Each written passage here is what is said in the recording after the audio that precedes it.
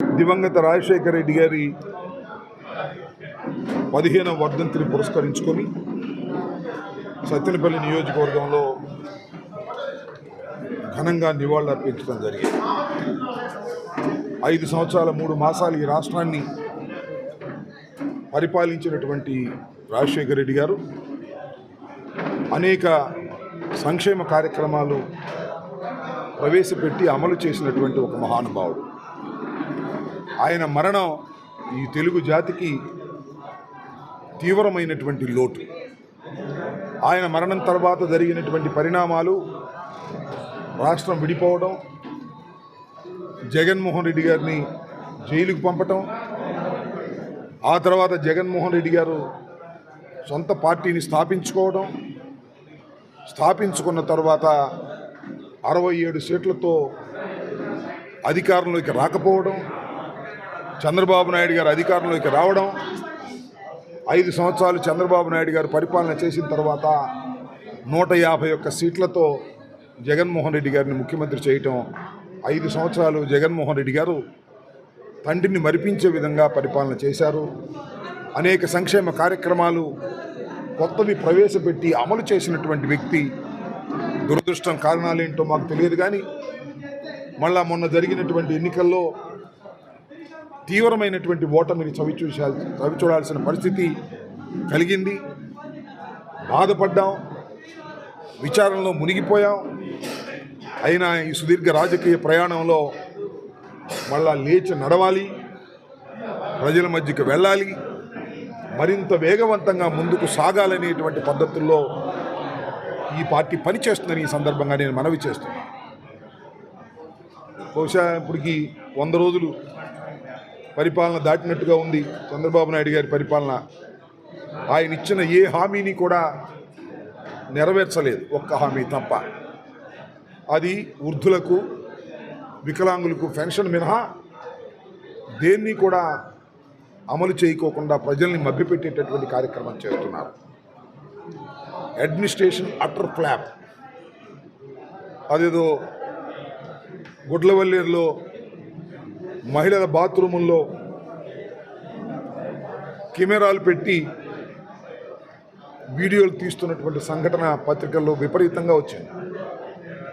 మరి IIITలో విద్యార్థులు ఆహారం తిని అస్వస్థకు గురైనటువంటి సందర్భం వచ్చింది. ఈ రెండూ కూడా లోకేష్ గారు మంత్రిత్వ శాఖలోని భాగాలే. ఎంత అడ్మినిస్ట్రేషన్ ఎంత ఫెయిల్ అయిందో దీన్ని బట్టి అర్థమవుతుంది.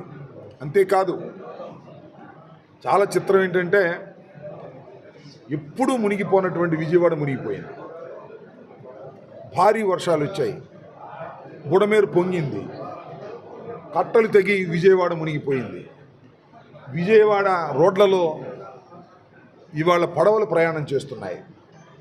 ఇది ప్రకృతి వైపరీత్యం అని మాత్రమే అనుకోకండి, ఇది ప్రభుత్వ వైఫల్యం కూడా. ఎందుకంటే డిజాస్టర్ మేనేజ్మెంట్ గత 3-4 రోజుల నుంచి కని విని ఎరుగని స్థాయిలో వర్షాలు పడతాయని, నదులు వాగులు పొంగి పొరలుతాయని అనేక వార్నింగ్లు ఇచ్చారు. అయినా చంద్రబాబు నాయుడు గారు, లోకేష్ గారు, ఈ ప్రభుత్వం దాన్ని పెద్దగా పట్టించుకోవాలి. వాళ్ళంతా నిమగ్నమై ఉన్నారు వేరే కార్యక్రమాల్లో. ఏం కార్యక్రమాలంటే ఎవరి మీద కక్ష సాధిద్దాం, ఎవరి మీద కేసులు పెడదాం.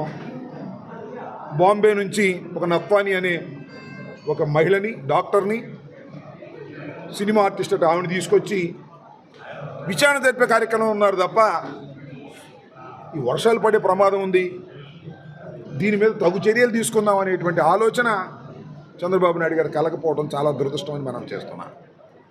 ఆయన దృష్టి ఈ పరిపాలన మీద, లేదంటే ఈ వర్షాల మీద, పొంగి పొరలే అవకాశం ఉందనేటువంటి భావన మీద ఉన్నట్లయితే ఈ ప్రమాదం జరిగి ఉండేది కాదు, కొంతమేరకైనా తగ్గి ఉండేది.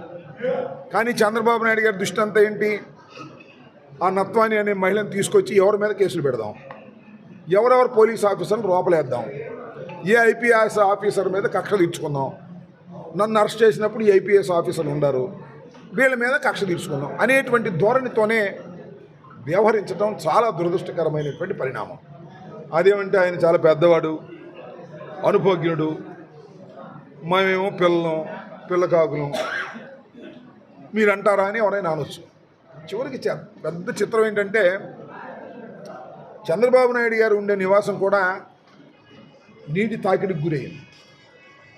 ఇసుక బస్తాలు, మట్టి బస్తాలు తీసుకెళ్ళి వేస్తున్నారు నిన్న నుంచి. కృష్ణానది పొంగింది. కృష్ణానది డిశ్చార్జ్ కన్నా ఇన్ఫ్లోస్ పెరిగాయి. పులిచింతల నుంచి, పక్క నుంచి వచ్చే వాగుల నుంచి ఇన్ఫ్లోస్ పెరిగాయి. కృష్ణా బ్యారేజ్ దగ్గర వెళ్ళేటటువంటి నీరు తక్కువ, పైనుంచి వచ్చే నీరు ఎక్కువ. అందువల్ల కరగట్టకు తన్నే ప్రమాదం ఉంటుంది. కరగట్టలు కట్టేదే అందుకు.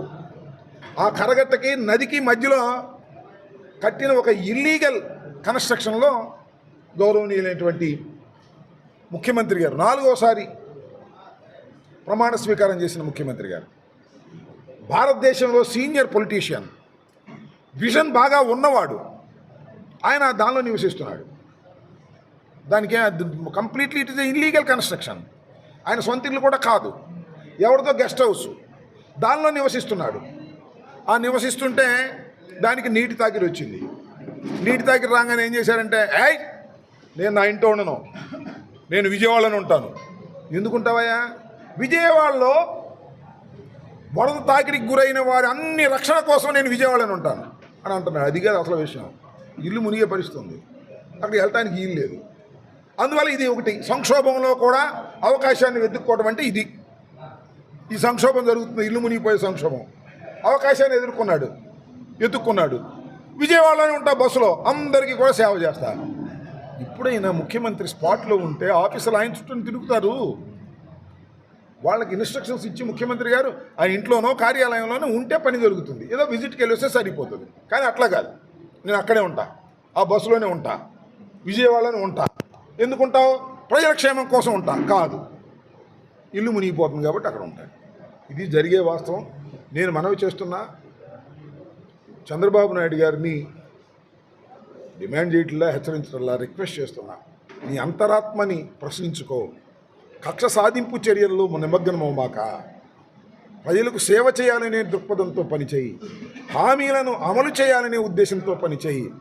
అంతేగాని నన్ను కేసులో అరెస్ట్ చేశారు కాబట్టి అరెస్ట్ చేసిన ఐపీఎస్ ఆఫీసర్ని లేదా జగన్మోహన్ రెడ్డి గారి మీద కక్షతో నీకు వాస్తవాలు కనిపించని రీతిలో పోతున్నావు. ఆత్మవిమర్శ చేసుకో, అంతరాత్మను అడిగి తెలుసుకో. మీరు చేస్తున్నది తప్పు.